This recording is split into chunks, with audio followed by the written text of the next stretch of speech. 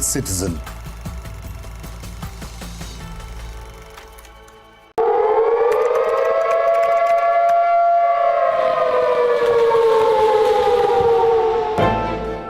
You don't know how to fix the holes in our ozone layer. You don't know how to bring the salmon back up a dead stream. You don't know how to bring back an animal now extinct. And you can't bring back the forest that once grew where there is now a desert. You have ignored us in the past and you will ignore us again. We have run out of excuses and we are running out of time. Show us your faithfulness. Show us your trustworthiness.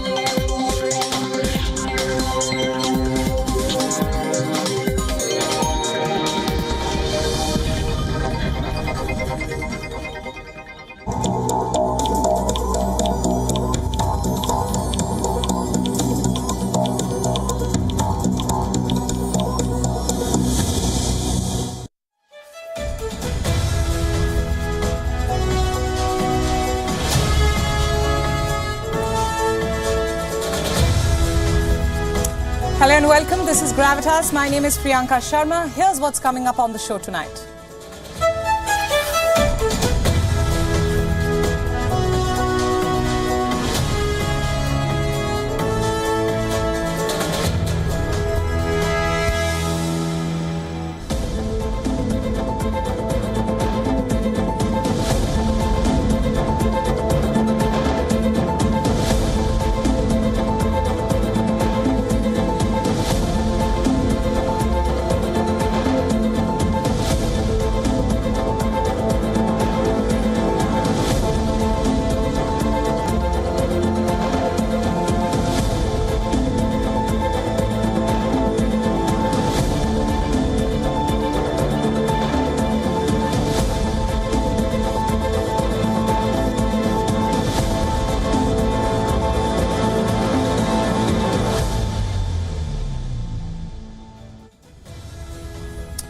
Tonight on Gravitas, I want to introduce you to the anti-India lobby.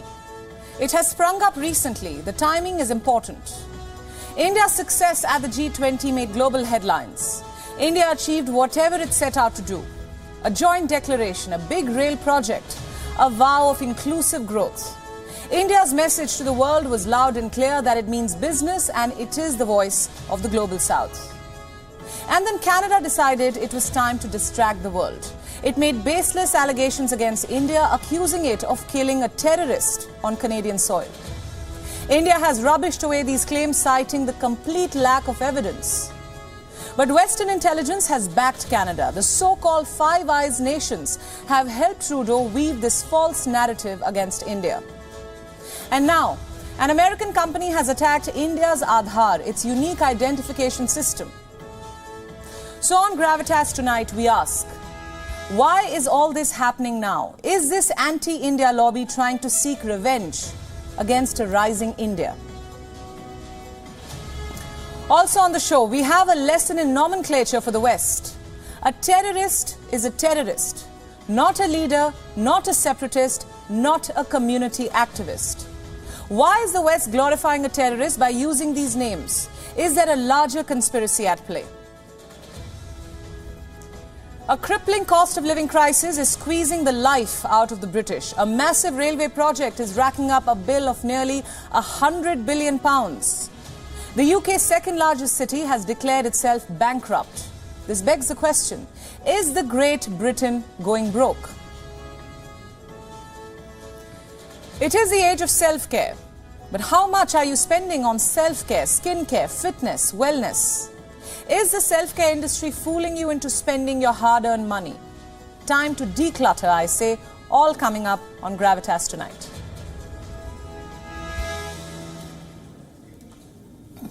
The anti-India lobby is taking revenge from a rising India. The India story has been building for a while, and this year it has all seemed to come together. India's global presence, its influence, and indeed clout has never been higher. Even as its policy has been a steadfast search for peace and conflict resolution all through dialogue. The success of the G20, the joint communique on the Russia-Ukraine war, once considered impossible, and the radical new economic corridor between India, the UAE, Saudi Arabia, Israel and Europe. All these were significant achievements by any standards, even as India continued to take up the cause of developing nations on every forum. And then suddenly, for the last fortnight or so, a resistance has built up. Those who could not accept India's success began in different, multiple ways to challenge India's credibility and to take positions that hurt India's interests, its institutions, its plans for its future. They began to weave conspiracy theories to tarnish India's reputation and credibility on the global stage. But hold on, I'm not referring to Canada alone here. The latest provocation comes from a rather unexpected source: India's newest dear friend, the United States. The growing amity between India and America has been the story of 2023 so far. And then suddenly, out of the blue, the American ambassador to Pakistan, Donald Blum, visits Pakistan-occupied Kashmir. Ambassador Blum recently embarked on a secret trip to Gilgit-Baltistan. Yes, you heard me right, a secret trip. Both the embassy and the Pakistan government kept this visit completely secret, providing no details whatsoever. Donald Blum's trip to Gilgit-Baltistan reportedly lasted for 6 days. In those 6 days, Blum visited different areas of the region and met with local representatives. The only official information about the ambassador's visit came in a statement issued by the Gilgit-Baltistan Deputy Speaker's office. And this is what the issue is about. Gilgit-Baltistan is not Pakistani territory. It falls within Pakistan-occupied Kashmir, or POK. India views Gilgit-Baltistan as an integral part of its undivided Jammu and Kashmir. The very fact that the American embassy in Islamabad and the Pakistan government kept the visit a secret is evidence that they both knew they were treading on controversial territory. The visit seemed to be an implicit endorsement of Pakistan's position. Moreover, this is not the first time that Blum has visited the region. In October last year, Blum visited POK and repeatedly referred to the region as AJK, or Azad Kashmir. It is a contentious term used by Pakistan to refer to the region. The words, the visits, were a complete and clear provocation to India. There's no denying it. While President Joe Biden was singing a different tune when Prime Minister Modi visited Washington, and again when President Biden visited New Delhi. So what is this game about? Reacting to this situation, the US Ambassador to India, Eric Garcetti, said that this is an issue that should be resolved through diplomatic channels between India and Pakistan. Ambassador Garcetti sought to reassure India by reminding us of the American delegation's visit to Jammu and Kashmir during the G20 summit as well. But the efforts of this anti-India lobby in Washington extend to a much broader scope. Let me explain. The US also reportedly provided Canada with intelligence over the killing of Hardeep Singh Nijjar, the terrorist behind the current diplomatic tensions between India and Canada. A top US diplomat in Canada confirmed that there was shared intelligence amongst the Five Eyes partners. This had prompted Canadian Prime Minister Justin Trudeau's offensive allegation against India in Nijjar's killing on Canadian soil. Another headline has now emerged on a totally different subject. On Monday, the Indian government had to defend its digital identification system, Aadhaar. Why? Because Moody's, the highly influential New York-based global investor service, came down on India's Aadhaar. It highlighted certain concerns, like establishing authorization and biometric reliability. And now India has set the record straight. It issued a long clarification declaring Moody's report on Aadhaar to be baseless. The Indian government highlighted how the report lacks any primary or secondary data or research to support its opinions. Now, this begs a crucial question. What were the concerns in the report truly based on? Aadhaar, issued by the Unique Identification Authority of India, assigns a unique number linked to an individual's fingerprints, face, and eye scan only for identification purposes.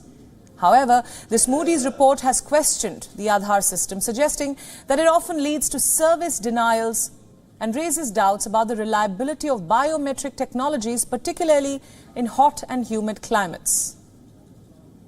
And this is what India has said. The Ministry of Electronics and Information Technology says, and I quote, "The report in question does not cite either primary or secondary data or research in support of the opinions presented in it." The Indian government has assured that payments to workers under government schemes are made by directly putting money into accounts without requiring biometric authentication.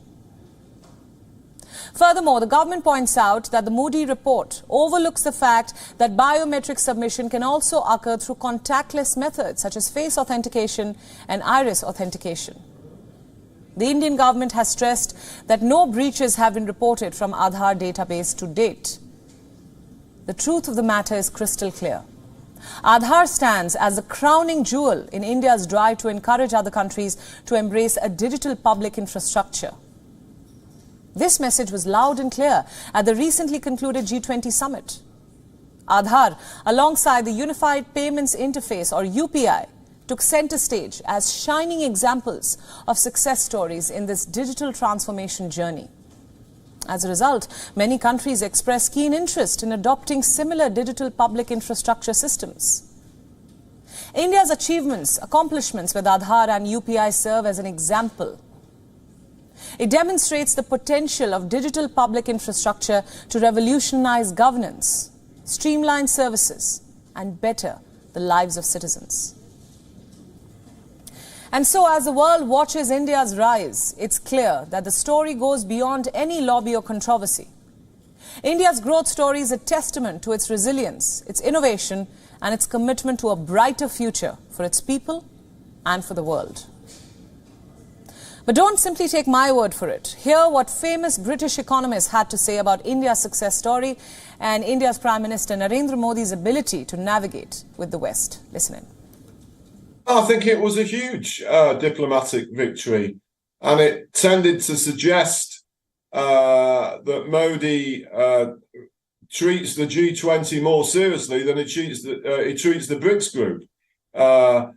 But it also suggests that India has this very, very clever ability to navigate good relationships with the West, as well as good relationships with the so-called emerging world, and managing to navigate the very difficult global geopolitical situation between the US and China. And as I say, if it would not have been for the dispute with Canada, which does threaten to overshadow all of this, I add again, it was a great success for Modi. Now, since we're talking about this anti-India lobby, let me ask you a question tonight. Why is the West not calling a terrorist a terrorist? For the past week or so, the global media has been abuzz with news of the diplomatic standoff between India and Canada. A situation sparked by the death of a known Khalistani terrorist, Hardeep Singh Nijjar. However, amid all the news coverage, we've observed a dangerous pattern. A dangerous narrative that tends to glorify a declared terrorist and ultimately absolve him of his actions. This narrative not only simplifies the current situation as a mere dispute between two countries, but also shines a spotlight on the West's double standards when it comes to India. We have a simple, straightforward question for Western media outlets.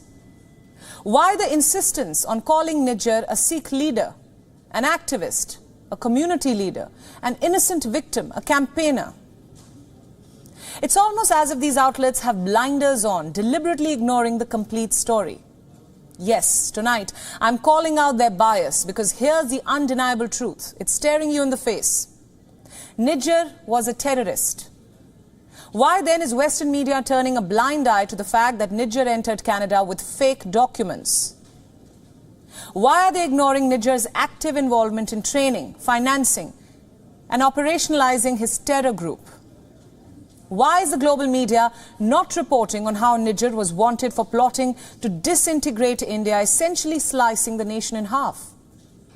And why, dear Western media, are you not holding Canada accountable for providing a safe haven for these anti-India activities? Nijjar underwent training in Pakistan with assistance from Pakistan's intelligence agency, the ISI. Nijjar funded terrorist activities in Punjab and other regions of India. He served as the chief of the banned Khalistan Tiger Force and was among India's most wanted terrorists. Nijjar organized arms training camps in Canada where he instructed individuals in the use of firearms such as AK-47s, sniper rifles, pistols. He had also sent individuals to India to carry out targeted killings and attacks against religious figures. And that's not all. He called for banning Indian diplomats from participating in events organized by local gurudwaras in Canada. All this evidence of Nijjar's history, his travel, terrorism activities, threats, all this has been detailed in a dossier compiled by the Indian government. Many times in the past, India has shared these details about terrorist Nijjar with Canada, repeatedly so. New Delhi has expressed concerns about his presence in their country. However, Ottawa tossed all these concerns aside quite literally. Until earlier this year, on June 18th, he was shot dead by two unidentified assailants outside a Gurdwara in Surrey, a city in British Columbia and Canada. Over this terrorist death on Canadian soil, Canada has launched a diplomatic offensive against India. But here's the kicker. The investigation into the case is still not over. Efforts are on to gather more evidence linked to Nijjar's murder, and over 3 months later, no arrests have been made. This began in June. We're in September now. And that's not all. No intel, no proof, no information had been shared to India, with India by Canada.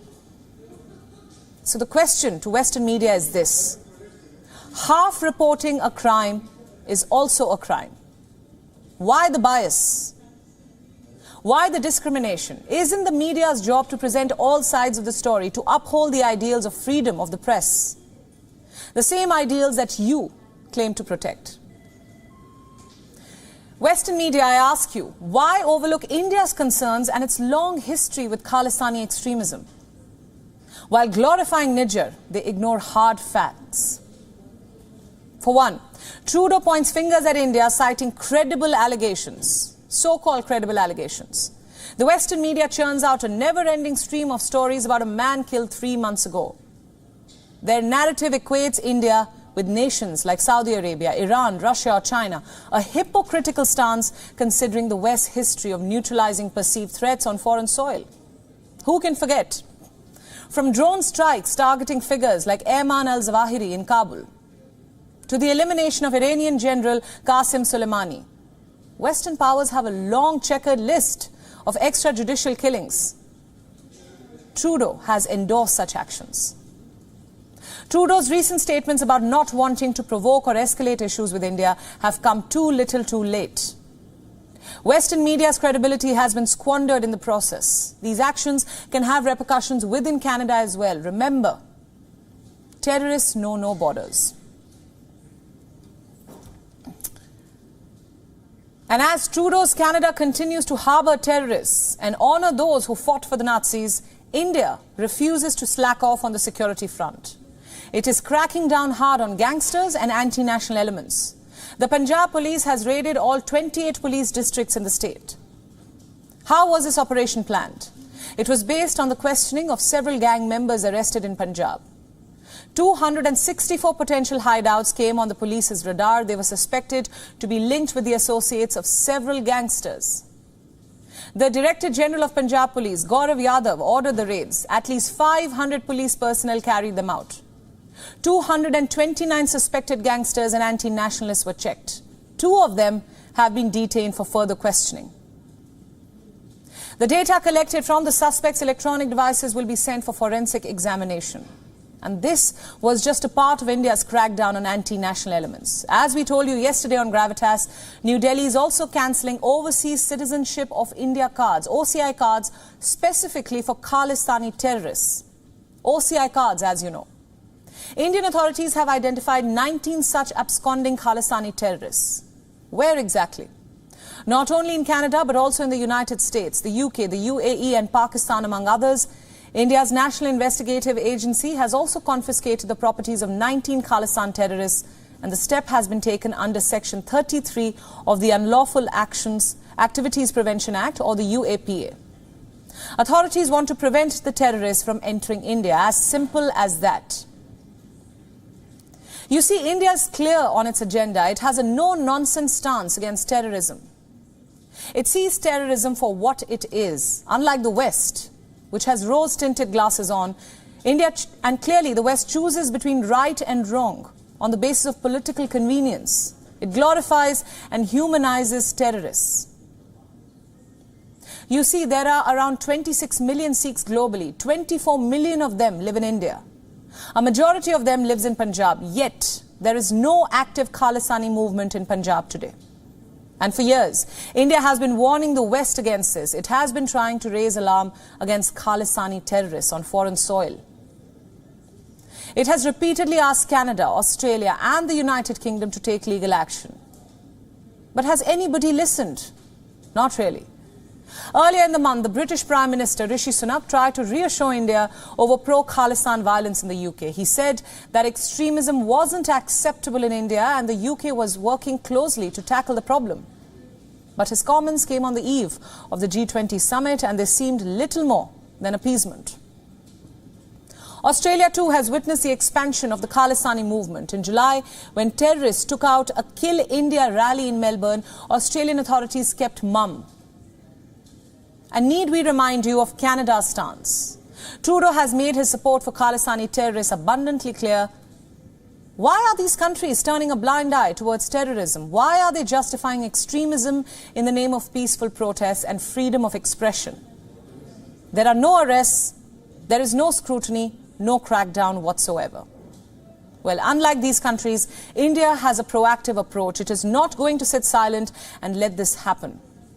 Terrorists may be thriving on foreign soil, but India has no space for them.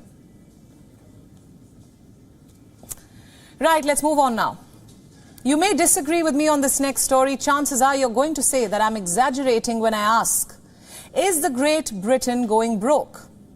Can England call itself a rich nation anymore, or has the UK growth story gone bust? These are not just sensational headlines, but pertinent questions which we need to ask tonight. Let me start by telling you about life in modern-day Britain. A crippling cost of living crisis, crumbling infrastructure, medical staff on strike, a looming recession, all this is squeezing the life out of the people. I'm not saying this. Look at this study. The findings have been published in the journal BMJ Public Health. They say the cost of living crisis will probably cause thousands of premature deaths in the United Kingdom. The crisis is so bad that it's literally cutting life short. The proportion of people dying before their time will rise by 6.5%, all because of high prices. Imagine that. There's more. The rising cost of living will widen the wealth and health gap between the richest and the poorest. The study says that the poorest households will experience 4 times the number of extra deaths than the wealthiest homes in the UK. It's a story we've told you before and will continue to tell you. The Great Britain is in a great mess. It is drowning in a cocktail of crises. Millions of Britons are battling levels of inflation not seen since the 1970s. Energy costs are soaring. Britons are dipping into their savings to make ends meet. The war in Ukraine, pandemic fallout, Brexit, all these have been cited as reasons for Britain's problems. But at the heart of it is poor economic policy and governance.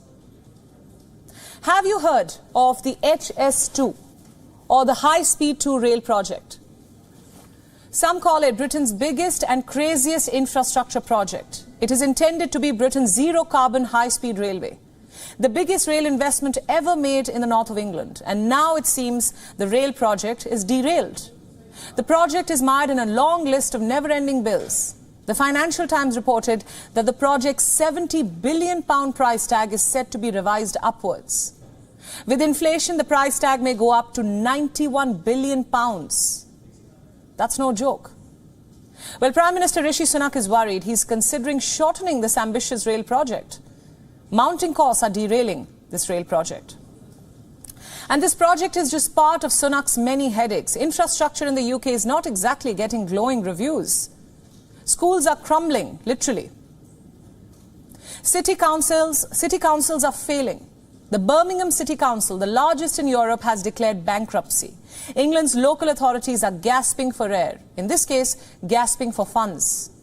Rishi Sunak's office said that it's for local councils to manage their own budgets. Well, it's not so simple, is it?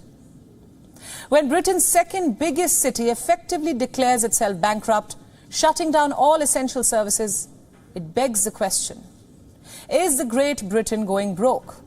Does the government have any money to spend? Britain has its back against the wall. Experts say the UK has been living beyond its means in every way. Mark Carney, the former governor of the Bank of England, was spot on when he described the UK as being reliant on the kindness of strangers to finance its deficits. Today, the Great Britain is making headlines not for its quality of life or its healthcare, but for cutting the life of Britons short. Just look at the country's healthcare system, the National Health Service. Ambulance services with record-long waiting times, never-ending strikes from healthcare professionals, 1 million appointments cancelled, life-saving surgeries put on hold, diagnostic tests delayed. Welcome to Broken Britain 2023, a country on the brink of recession. We told you about rapid job cuts in the private sector. Productivity at work is declining now. A new survey shows that British workers took the most sick leaves in more than a decade during the past 1 year. The survey blames it on poor health following the pandemic, but it's not just the pandemic to blame. The UK's cost of living crisis is impacting people's mental health too. Stress was one of the biggest reasons that led to a rise in workplace absence over the past 1 year. So what's the way out of this great mess? Well, the Prime Minister has made reducing inflation one of his key priorities. He wants to reduce debt, avoid a recession. Unfortunately, the British don't have much faith in his skills to navigate Britain out of this mess. According to a recent poll, Sunak ranks below several Tory MPs when it comes to handling the UK economy. The only solace for him is that he ranks higher than Liz Truss, the shortest-serving British Prime Minister, which says a lot. Shifting our focus to the United States, officials say that the US is planning to establish a hotline with China to prevent space disasters. Reports say that the potential de-escalation intentions would help mend communications between the two sides and their space agencies. The development comes at a time when the US Space Force is aiming to open a branch in Japan. So far, US-China relations have been strained by numerous crises, like the military confrontation in the South China Sea and the Taiwan Strait. Will China agree on the Space Force hotline? That's a big question. How will the hotline stabilize US-China relations? Take a look at this next report. The United States Space Forces is planning to dodge crises with the help of China. Reports say that the US plans to establish a hotline with China to prevent space disasters. Officials say that the move would help de-escalate tensions and benefit a direct line of communication between the two nations. But the US has still not engaged with China to build the hotline. Experts say that a hotline could open up the two nations to more cooperation in the future. US Space Force is now actively looking to expand its horizon. Recently, the US held talks with top Japanese defense officials and said that the Space Force would plan to establish a local headquarters in Japan.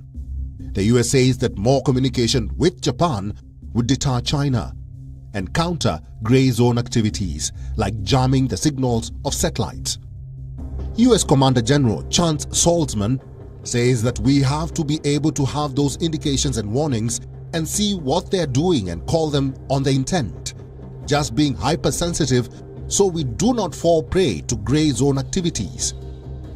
Why did the US specifically choose to open a branch in Japan? You see, Japan is concerned about China's military aggression in the Indo-Pacific, and the Ukraine war has brought attention to the value of space assets in conflict.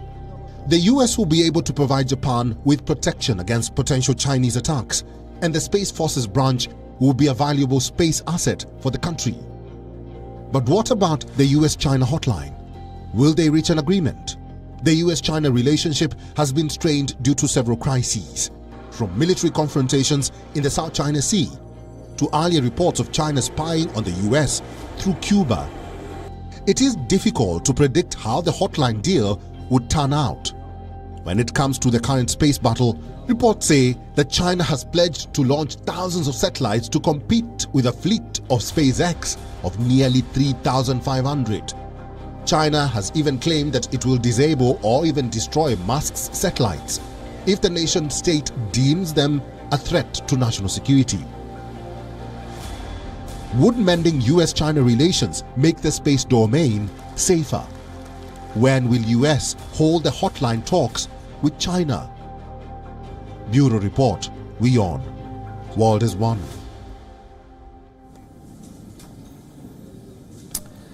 Sportsmanship, gamesmanship. These are the ethos of sports. They stand for respect, ethics and fairness among competitors. While athletes are expected to uphold these values, what about the judges? A shocking video has been doing the rounds on social media. Before I go on, take a look.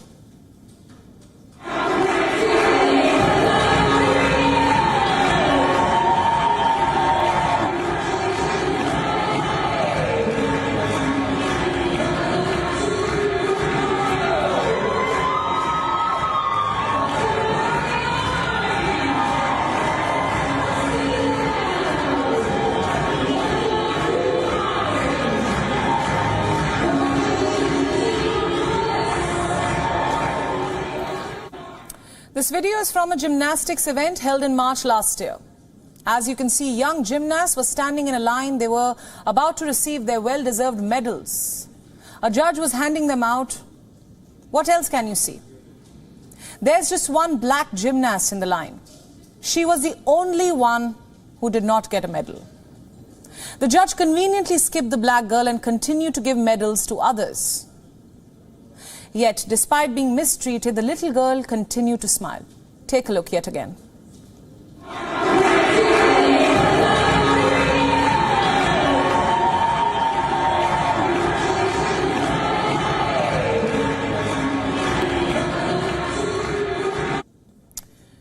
It's heartbreaking to watch, isn't it? How do you miss an eager child waiting to be awarded for her hard work? How do you just skip a child, dismissing her talent, her efforts, her very presence? There's no other way of putting this. This is not an honest mistake. This is not a gaffe. This is racism. Shame on the organizers.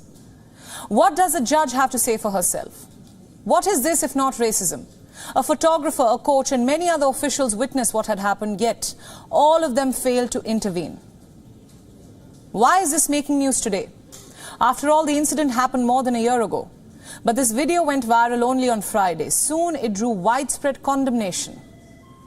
Star American gymnast Simone Biles says that she sent the girl a message of support through a private video. Biles' US teammate Jordan Childs described the incident as beyond hurtful on so many levels. For a year and a half, there was no accountability, no apology, no acknowledgement for this incident. In fact, Una May, the CEO of Sports Ireland, defended the judge, saying that the medals were tangled up. How convenient. Gymnastics Ireland also defended the official. It said that the judge had made an honest error. But after the public outcry, Ireland's Gymnastic Federation has changed its stance. It has released this statement. Let me read it out for you. We would like to unreservedly apologize to the gymnast and her family for the upset that has been caused by the incident. What happened on the day should not have happened, and for that we are deeply sorry. We would like to make it absolutely clear that Gymnastics Ireland condemns any form of racism whatsoever. Not good enough. Not even close. You cannot just wash off your hands of racism just like that. You cannot undo the damage that you have done to that little girl's self-respect, her self-esteem. You cannot undo the hurt that you have caused by ignoring her, just her. The harsh truth is, institutions tasked with promoting sports and keeping young athletes safe did not tackle this incident with the same urgency. Along with Sports Ireland and Gymnastics Ireland, the girl's family had contacted the Ministry for Sport, the Olympic Federation and the Irish Human Rights and Equality Commission. In her emails, the girl's mother did not just seek an apology for the pain that her daughter had endured, but also showed concern over the systemic racism and the safety of young athletes. She wrote, and I quote, "We want to know what Gymnastics Ireland are going to do about this. We are concerned for the next black family who join gymnastics." Is this the reason there are not more black families involved? What is the anti-racism policy for Gymnastics Ireland? All pertinent concerns and questions. None of these organizations made any public comment at the time. They ignored these questions. They turned a blind eye to their own racist tendencies. By remaining silent, they legitimized the officials' racist treatment. The judge had issued a written apology to the family back in August, but it took 18 months for the sports organizations to publicly apologize. Why? Were they waiting for the whole thing to just go away, to be brushed away? Too bad that did not happen. I hope this incident serves as a wake-up call for others. You can no longer get away with racism. Let's now turn our gaze towards the world's southernmost and fifth largest continent. The Antarctic ice plays a crucial role in maintaining the Earth's climate by deflecting the sun's rays and keeping temperatures livable. And now it is melting at a pace not witnessed ever before. Scientists fear that the impact of climate change at the southern pole is ramping up. So how will this affect us? Take a look. Highest, driest, windiest, coldest, and iciest continent. Here, the temperature plunges to minus 94 degrees Celsius. We are talking about Antarctica. It is a fragile frozen wonderland. The Antarctic ice plays a crucial role in maintaining the Earth's climate and keeping temperatures livable. The white surface reflects the sun's energy back into the atmosphere and also cools the water beneath and near it. The surrounding Antarctic Ocean is teeming with abundance of marine life, including 15 species of whales and dolphins, as well as 5 species of penguins.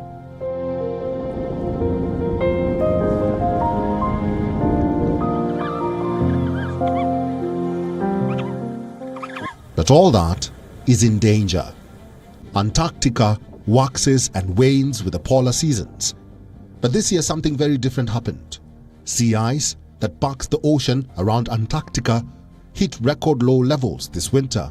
Antarctic sea ice extent peaked this year on September 10th when it covered 16.96 million square kilometers. But that's the lowest winter maximum since satellite records began in 1979. That's about 1 million square kilometers less ice than the previous winter record set in 1986. An unstable Antarctica could have far-reaching consequences. This started in summer. Sea ice was much below the usual coverage for summer. And then this winter, sea ice, it froze over at a much slower rate than it usually does. And this meant that in the middle of winter, in June and July, there was a really large area of the Southern Ocean that's usually covered by sea ice that wasn't.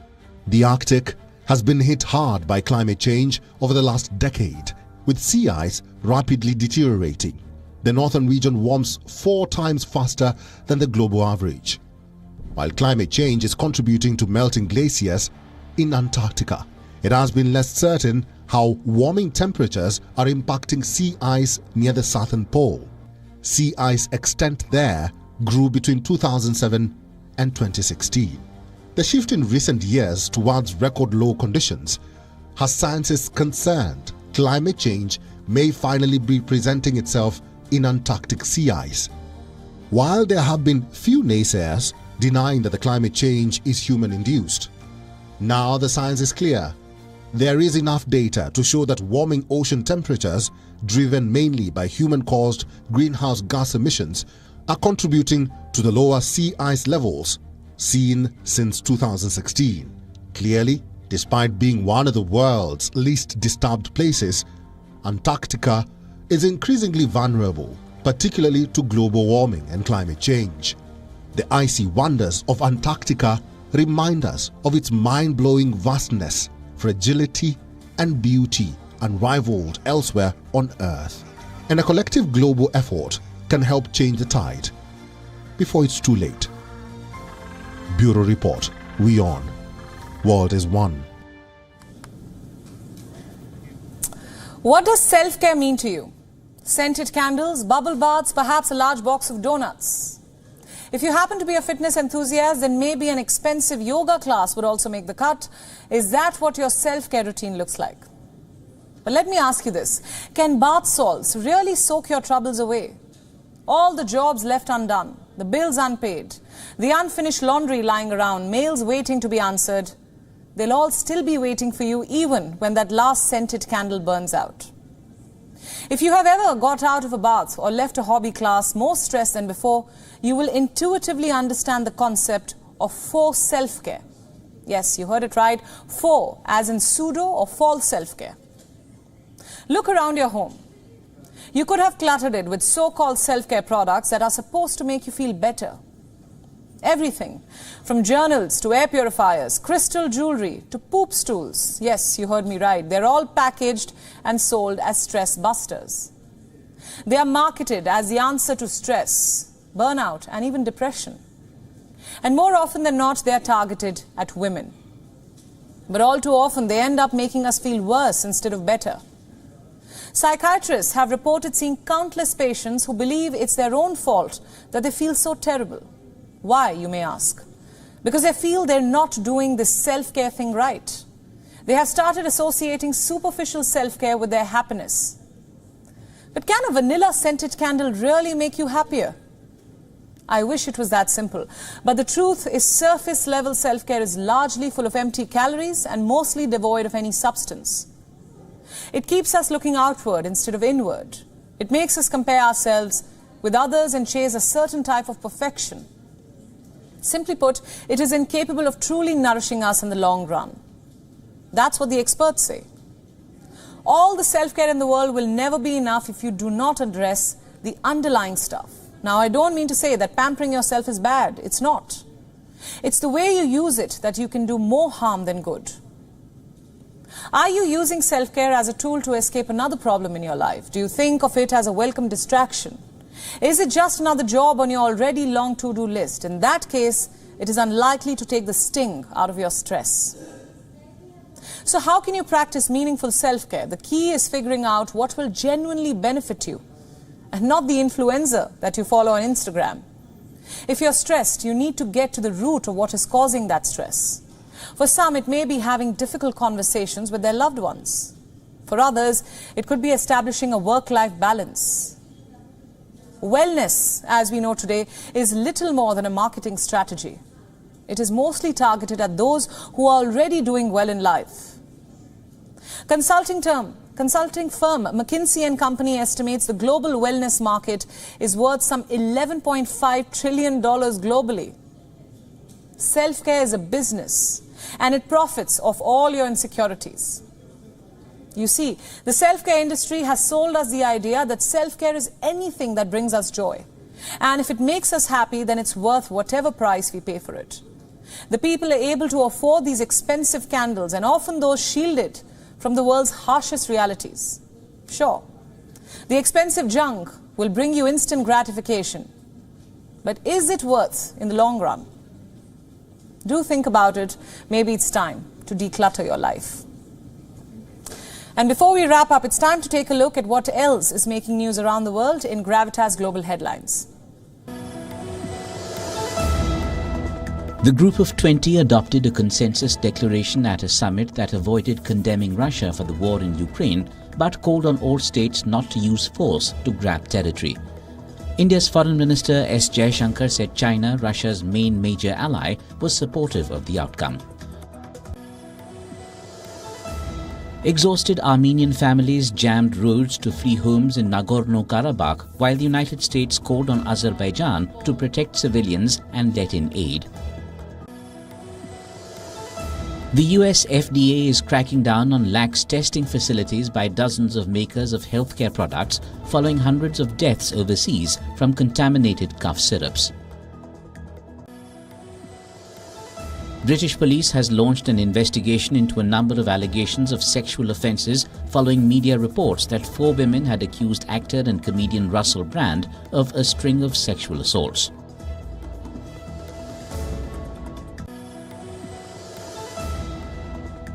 France's Special Envoy Jean-Yves Le Drian says that Lebanon risks being ostracized by the international community if its nearly year-long presidential vacuum drags on further. Lebanon has been without a president since the term of former head of state Michel Aoun ended last October.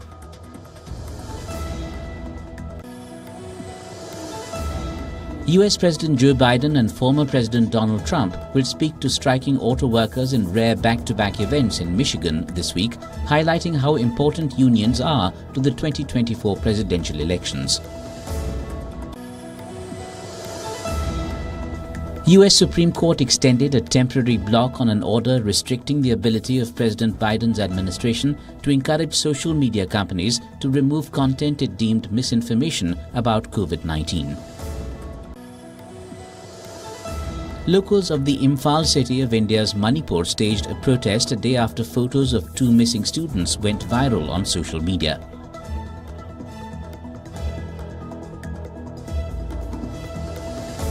In the Hangzhou Asian Games, India's dressage team wins the first gold medal in equestrian sports since 1982. India bagged their third gold medal in the Asian Games after the equestrian team secured a top-of-the-podium finish in the dressage event. Anush Agarwala, Hriday Cheda, Divyakriti Singh, Sudipta Hajela and their respective horses combined to score 209.205 to win India's first gold in the sport in 41 years.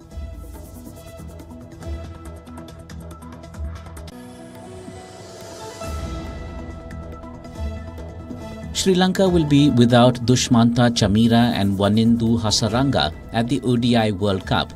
Both players have failed to recover from their respective injuries. Dasun Shanaka will continue to lead the side in India through October and November. And that's a wrap on Gravitas for tonight. Leaving you as always with Gravitas Images. I'll see you tomorrow.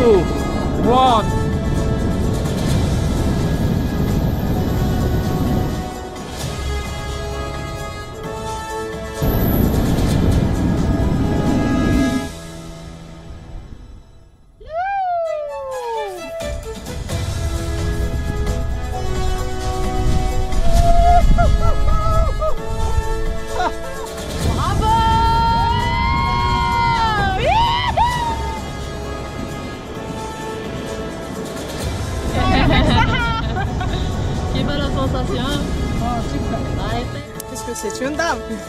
On connaît plus à l'aise mais là. On dit le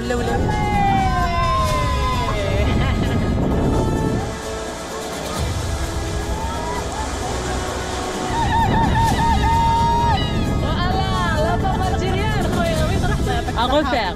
هيا طبسات وانت قاعدة. هوبا. Je peux pas vivre sans l'adrénaline. Hein?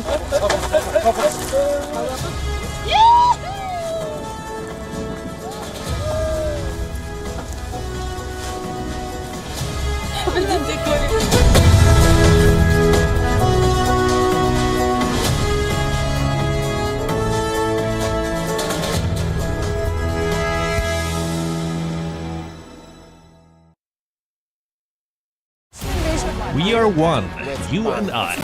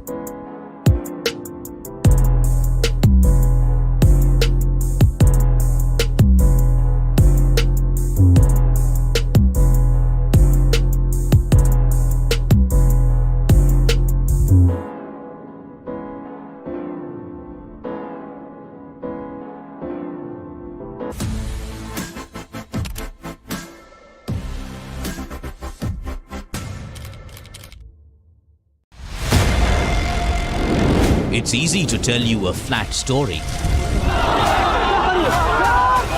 It's easy to show you what's happening around the world. We do the difficult part. This weapon has been banned, but the US, Ukraine and Russia do not find the bombs problematic. We also tell you why what's happening. A new drug is making a difference in the fight against Alzheimer's. This medicine helps slow down a patient's cognitive decline. We look beyond the text. We give you context. Is China preparing for a war in the Himalayas? And tonight, we come to you with some proof. Hypocrisy is stunning. Do leaders mean what they say? Do they ever say what they mean? To find out how real news affects you, your decisions. Just when Iran took one step in the right direction, its moral police is planning to drag it further back. And once again, the victim will be women. Watch Gravitas. Welcome and thanks for tuning in. We don't impose our views. Did India threaten to ban Twitter? Either that or Jack Dorsey is lying to you. That is Gravitas. We let life breathe through our show.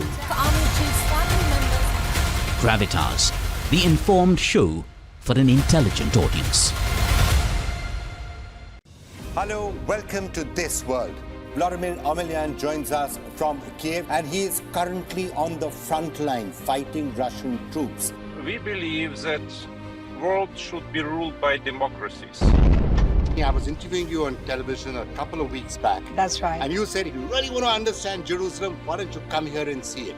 And you came. Here I am. Mass shooting after mass shooting after mass shooting. Why this cannot be fixed? There are 425 million guns in the United States, which is more than the population. The problem here is Trump has been able to make the argument that this is a political prosecution and that he's being singled out unfairly. Defend our nation. You are saying we could have a cure for cancer. We'll have treatments for many cancers in this decade, and they're going to come from India. Downside is that it could potentially wipe us out. But let's start with the upside first. The upsides are absolutely enormous. The potential uses of this are almost unlimited. I only discovered AutoGPTs about a week ago and started writing about them. And after I started writing about them, Jeff Bezos followed me on Twitter, and all kinds of crazy amounts of people have been contacting us. The show where we get you the week's biggest stories from around this world.